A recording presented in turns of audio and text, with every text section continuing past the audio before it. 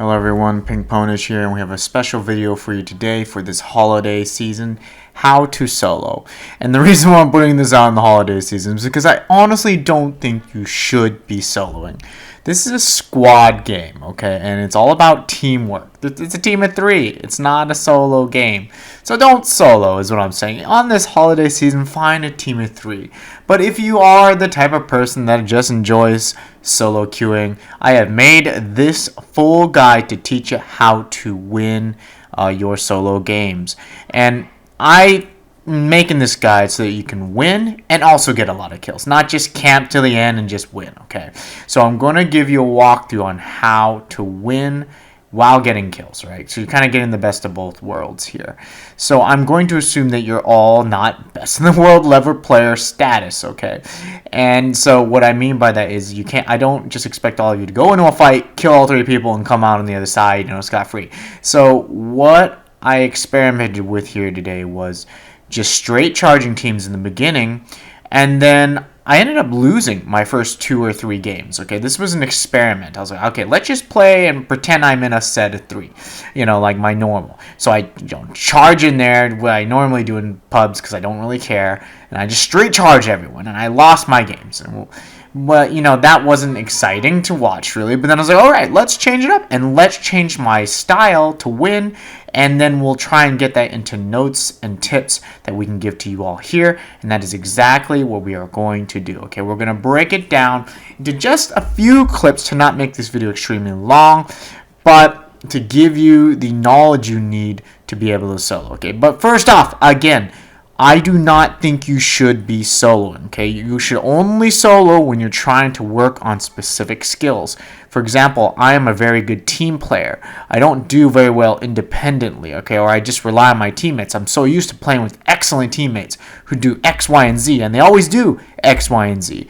But I need to be able to remember that, that I need to be able to survive on my own. And so it's really good for me to practice because I'm at that level where I need to work on my speed, my quick game, and my solo kind of skills, right? But most of you are not there, all right? And that's the sad truth. So I don't think you should be soloing until you are past like the pub stomper level, okay? Like you're a semi-pro already, or like you're doing competition. Do not solo. This is not a solo game. Make friends, all right? And this clip right here is just to show you that the first couple of games I did, I just charged in. I didn't really care. I was just, okay, my aim will be better than the enemies. Well, hey, in this new meta where hit scan is a damn thing, okay? People can kill you from so far where you can't just fly in there with a DT anymore and expect to kill everyone as long as you know how to shoot a DT. I had 10 kills on that game, though. Still a highly successful game. No. You have to do a lot more than that, okay? You can die in 2 seconds pretty much from any distance across the map, all right? So you need to play smart, okay? And that's what I'm all about, right? Playing smart. And you can still get a lot of kills, and you can still work on the things you need to work on, right? But going to this first game, okay? And this is really the only game we're going to spend a little bit of time on, okay? And you'll note a trend here. I'm isolating one-on-one. So I knew that was a 1v1, so I went super hard on it, okay? And now I know I'm in the middle of 2 people, but I put pressure on one guy, and the other guy, thank God, is charging me instead of camping me out. So I take this 1v1, and I knew I had a purple DT, so I knew I was going to be okay here. I take out that 1v1. I'm waiting for the other person to charge me. They are not charging me, so I say, oh, okay, well then let's go find him. So I end up going to find him, and I'm pushing him, and lo and behold, the other team gets the kill over there, and now I'm like, oh crap, all right, well that was my kill. But anyways, what you have to do is you have to isolate one-on-ones. You don't just charge a set of 3. Even the best players in the world cannot just charge in on a set of 3 people sitting in the same room together, looking at the same entrance, waiting for that best in the world player. Okay, and I've seen, I see all the best in the world players die when they do it, including myself. So, you can't just charge into a team of 3 anymore with this damn hit scan meta, because everyone can hit you now. And when you're flying around, it's very hard, as long as they have okay aim. So now what I'm doing here, and this is the first tip, is to kite. K-I-T-E, right? Flying a kite. It's a World of Warcraft term. What it really means is you're poking at them, and you're moving, like I am here, and you poke at them again. But you're moving kind of backwards, okay? So you're kind of like leading them on while getting some poke damage on them. And the reason you do it is to whittle down their shields, of course, but the most important thing is to split them up. When I first saw them in this, this clip where we're shooting all this team of 3, is they were really tight together, right? But now that I'm putting down the op pressure on them, I actually clipped a few of my shots from before this clip even. I'm poking them, each of them, so that now each of them are getting a little hesitant, and they're splitting up. You'll note that they have this huge spread now. One guy's all the way in the guard tower, that one's on the round building, and then lo and behold, I even said it in the stream, the other guy is down on the left here. This would be my chance. All right, and then I see that, I get the hit. Now that guy's even going to be timid. This is the time to go for that isolated 1v1, and I'm going to duel here because I know I need to kill this guy quickly. I take the duel. I don't recommend dueling unless you know you're going to win, but I did take that duel. I'm back up. I know now it's a 2v1, and we're doing great. So what did I do? I kited them, and kite means poke, move, poke, taking different angles every time you get a successful shot, so it really confuses the enemy and scares the crap out of them. Like, they didn't know it was just me, I think, until, it was too late. They probably thought there was a whole team of 3 people here because just of how I'm working these different angles, right? At least in the beginning. So now I have them on the run, and everything's looking great. Okay, so this is how you surgically break up a team, and then they're your prey.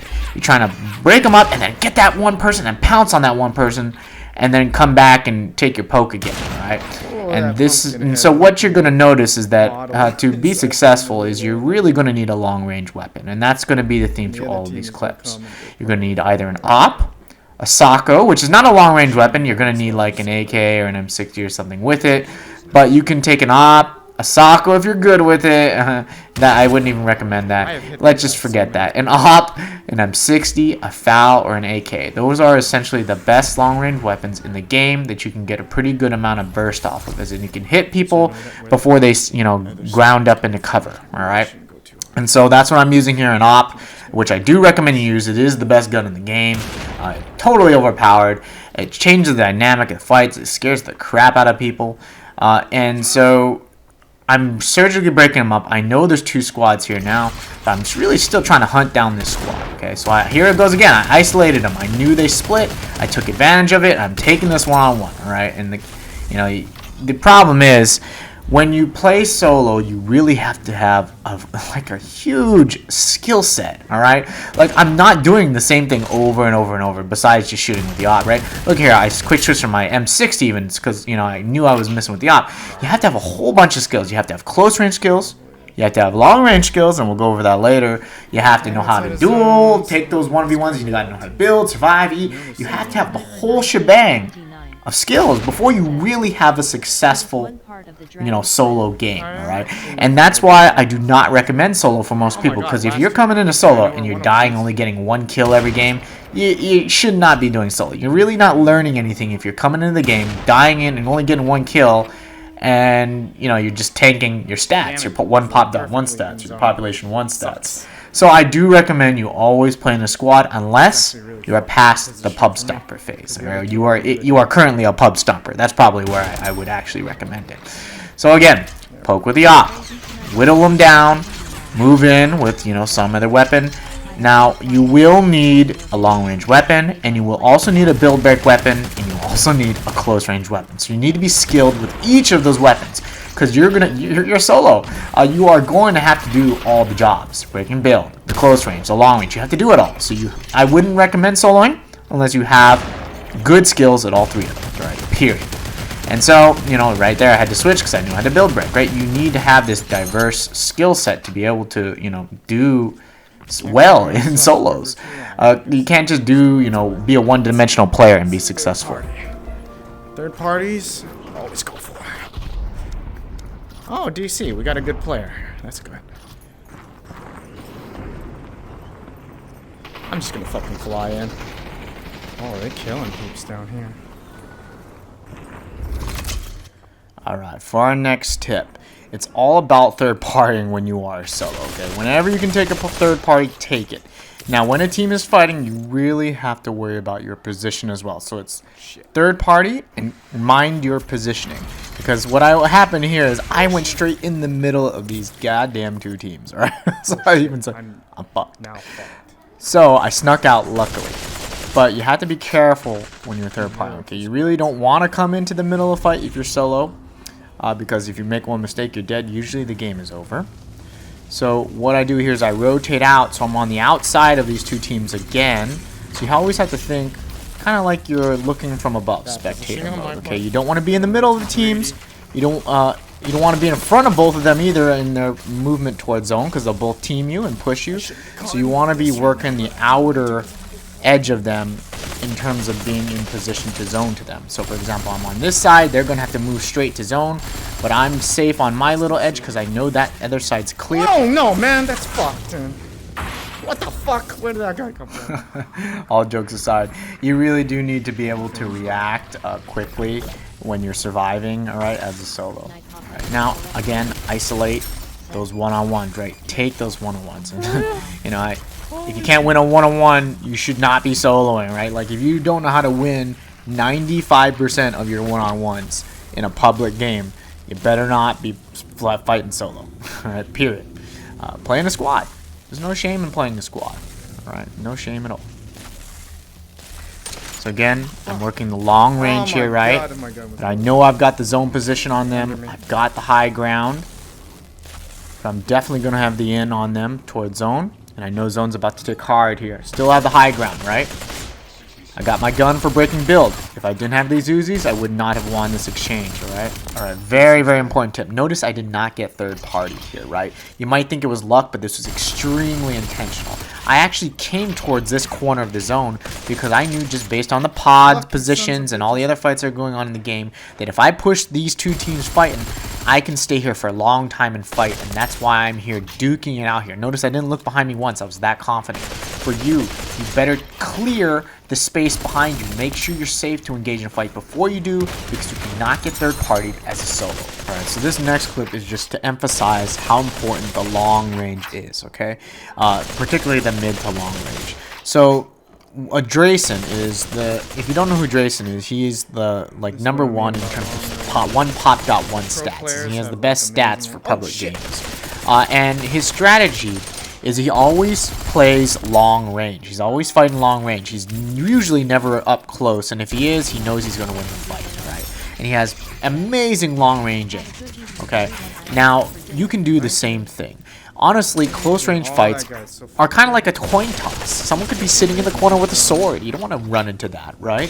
So if you have excellent long range, and this is the ultimate secret sauce, if you have top level long range, you'll never have to get close to the person. I'll never have to use a DT in a public game if I don't want to, but I want to because it's enjoyable. So what I'm telling you is, if you want to play solo, you have to have this excellent long range game if you want to win. Because why should I get close if I don't even have to, right? My aim is better than everyone's in this lobby, clearly, and I know how to, put on good pressure from long range. Like, why should I dare get close? And that is the kind of mindset you have to have in solos. You have to bully these people long range so bad that they don't even know what to do, right? Because they're like, I didn't even think I could get shot from that far. And that's why long range weapons, like the FAL, the M60, the AK, and the AWP, are so important, okay? So, long range. Look how far away that is. I did miss a lot of shots here. Alright, for the last tip, you might think this is obvious, but seriously, use burst weapons. Oh my God, weapons that have high damage in a short amount of time. My M60 even did not work out for me as a solo player. Okay, so I wasn't even using the M60 much, only to break build. See that AWP headshot I got there? That won me this entire squad, right? Okay, that's how strong the AWP is. So this is the end of this experiment. What happened is I played 2 to 3 games of just my normal pub style where I just charge everyone, and I got low to no kills, and I lost every game. Then I did this more calculated playstyle with all the tips you see in this video, and I won 5 games in a row, alright, solo. And some games I was even actually solo. I didn't have any teammates. In a couple of games I had doubles, alright. And what this proves is that, and what I was saying earlier in one of my other videos, is that a best-in-the-world player, if they're really trying to win a pub game, they can win every time, okay? But most of the time, you see the streamers, they just go in and play and just charge all the time. But if they really wanted to win, they could, alright? So I hope you benefited from this advice. Merry Christmas.